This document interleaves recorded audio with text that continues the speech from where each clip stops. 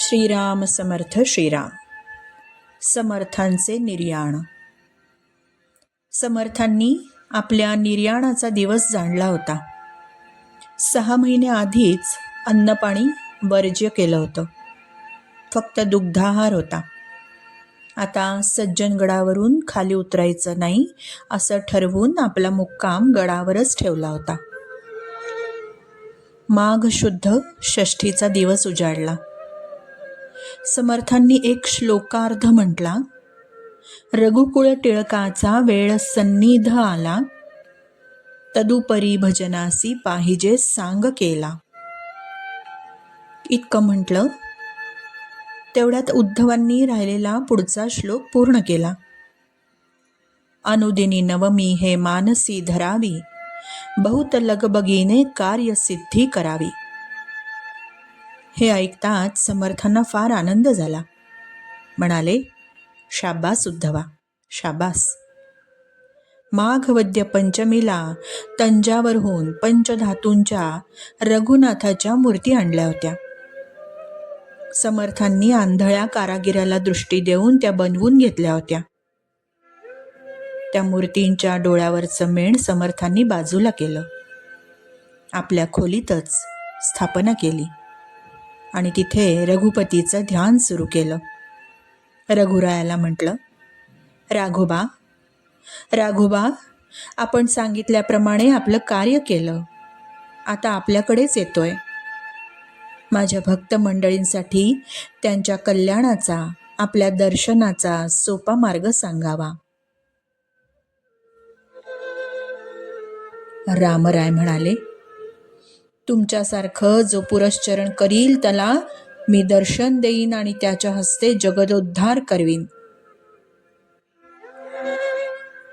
समर्थ म्हणाले, दीनबंधो, आमच्यासारखं पुरश्चरण सर्वांच्या हातून होणार नाही, पण तरी सर्वांचं भलं होईल असं सांगा. त्या समर्थ माऊलीने आपल्या उद्धाराचा सुगम मार्ग श्रीरामरायांना विचारून घेतला.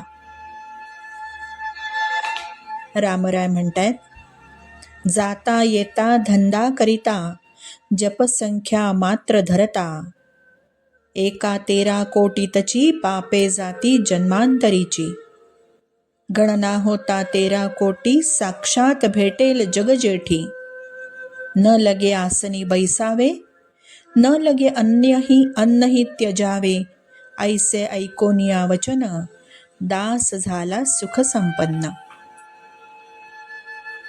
13 कोटी जप झाल्यास जन्मजन्माची पाप जळून जातील आणि श्रीरामरायाचं दर्शन होईल. त्यासाठी समर्थांसारखं पुरश्चरण करता आलं नाही तरी जाता येता उठत बसता नाम जप करावा, तेवढ्यानंही तुमचं काम होईल.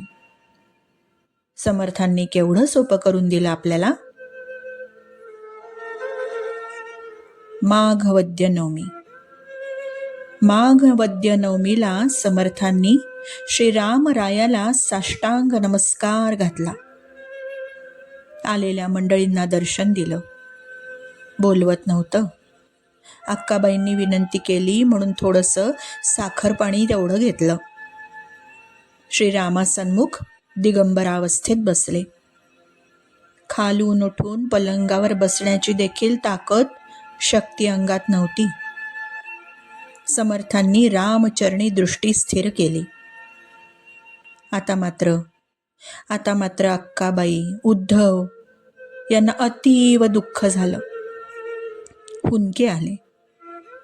समर्थ म्हणाले, आमच्या सहवासात राहून रडू येतंय? हेच का फळ आतापर्यंत झालेल्या परमार्थाचं? अक्का म्हणाल्या, स्वामी, आता आपलं सगुण दर्शन होणार नाही म्हणून वाईट वाटतंय. समर्थ म्हणाले, नका करू खटपट, पहा माझा ग्रंथ नीट, तेणे सायुज्याची वाट गवसेल की, आत्माराम दास बोध, माझे रूप स्वतः सिद्ध, असता न करावा हो खेद भक्तजनी. असं म्हणून 3 वेळा रामनामाचा गजर केला. 3 वेळा रामनामाचा गजर केला. तो आवाज सर्वत्र दुमदुमून राहिला. सर्वत्र शांतता पसरली आणि समर्थ श्रीरामचरणी लीन झाले. श्रीराम श्रीराम श्रीराम.